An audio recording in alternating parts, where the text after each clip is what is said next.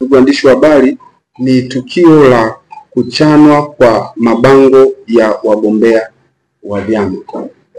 Bila shaka wote tunafahamu kwamba sasa hivi nchi yetu pamoja na mkoa wa Mwanza upo katika kampeni za kisiasa kuelekea uchaguzi mkuu ambao utafanyika Oktoba siku ya tarehe 29. Sasa katika kipindi hiki yamekuwepo matukio mbalimbali ambayo pia tunaendelea kuyafuatilia, lakini tumeendelea kuimarisha hali ya ulinzi na usalama katika mkoa wetu ili kuhakikisha kwamba kampeni hizi zinaendelea kwa usalama, kwa utulivu na kwa amani. Hata hivyo, siku ya tarehe 30 mwezi wa 9 mwaka huu, jeshi la polisi katika mkoa wa Mwanza liliwakamata na hadi sasa linaendelea kuwahoji viongozi 5 wa Chama cha Demokrasia na Maendeleo Chadema ngazi ya wilaya kwa tuhuma za kuharibu mabango ya wagombea wa Chama cha Mapinduzi kwa nafasi ya urais, ubunge na udiwani ambayo yamewekwa sehemu mbalimbali za jiji la Mwanza. Majina ya viongozi hao wanaoshikiliwa, majina yao ni kama ifuatavyo. Wa kwanza anaitwa Charles Marwa Chinchibela. Huyu ana umri wa miaka 50. Huyu ni mwenyekiti wa Chadema wilaya ya Mugano na mkazi wa mtaa wa Temeke. Wa pili ni Marco Mutabuzi Christian, ana umri wa miaka 30, mwenyekiti wa Bavicha wilaya ya Mugano na mkazi wa Kwimba kata ya Igogo. Wa tatu ni Enoch Sanganya Mpaka, umri wake ni miaka 55, ni mwenyekiti wa Chadema kata ya Igogo na mkazi wa kata ya Jiwe. Wa nne ni Salum Saif Ribaba, miaka 33, katibu Chadema kata ya Mabatini na mkazi wa Mabatini. Wa tano ni Dionis Edward Leons, miaka 33, mwenyekiti wa Chadema kata ya Igogo.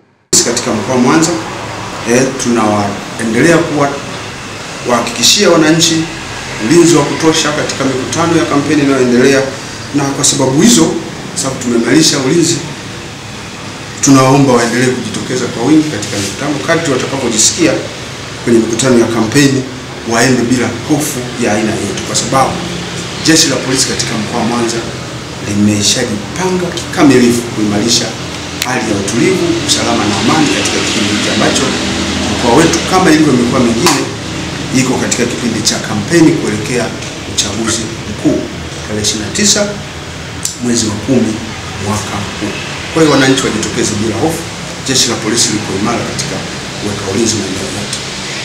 Tukio hilo limetokea wakati ambapo mtoto huyo alikuwa amelala katika chumba pamoja na wenzake, ndipo huyo mtuhumiwa alimchukua mtoto huyo na kwenda kumfanyia kitendo hicho cha ukatili nje ya nyumba aliyokuwa amelala huyo mtoto. Na wakati anamfanyia tukio hilo la kikatili, watoto wengine aliokuwa amelala nao huyo mhanga walikuwa wamelala usingizi, kwa hiyo hawakujua kitu chochote ambacho kilikuwa kinaendelea kutokea. Ukatili aliyoufanya kama nilivyosema, alimbaka yule binti kisha kumlawiti na baadaye akamnyonga kwa kutumia shuka. Ni kwamba wazazi wa mtoto huyo walimuacha kwa baba yake mdogo ambaye ndio yule mtuhumiwa anaitwa Emmanuel Kamalamu Kirangi kwa ajili ya uangalizi, wakati wao walikuwa wamekwenda wilaya ya Sengerema kwa ajili ya matibabu.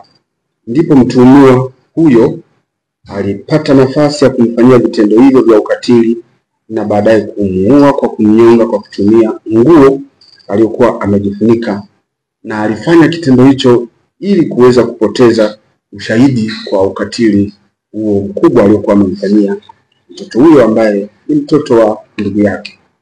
Mwili wa marehemu umefanywa uchunguzi wa kitaalamu na tayari umekwisha kabidhiwa kwa ndugu zake, yani wazazi na ndugu wengine kwa ajili ya taratibu za mazishi. Mtuhumiwa huyo anaendelea kuhojiwa na uchunguzi kuhusiana na tukio hilo la kikatili la mauaji, lakini pia na matendo ya kikatili yaliyotangulia kufanyika. Uchunguzi utakapokuwa umekamilika, mtuhumiwa atachukuliwa hatua za kisheria. Kufuatia tukio hilo, jeshi la polisi katika mkoa wa Mwanza linaendelea kuwakumbusha wazazi na walezi kuchukua tahadhari na watu wa karibu wakiwepo ndugu, wafanyakazi wa ndani na marafiki, kwa kutoamini na kuachia watoto, kwani watoto wanapaswa kuwa chini ya uangalizi wa karibu wa wazazi kama ilivyokuwa mila, desturi na taratibu zetu, sambamba na sheria mtoto inavyoelekeza. Mara nyingi tumekuwa tukiwaambia wakazi wa mkoa wa Mwanza kwamba matukio haya ya ukatili yanafanywa na ndugu wa karibu ndani ya familia. Hivyo ni vyema ukazingatia maelekezo ambayo tumekuwa tukiyatoa na mafundisho mbalimbali hasa yanayotolewa na dawati letu la ukatili wa kijinsia na watoto. Yale mafunzo tunayotoa ni vyema wazazi wakayazingatia na kuyaishi ili kuondoa matukio haya ya kikatili kama hili ambavyo linajitokeza. Tukio lingine, hii ni Tanzania Habari.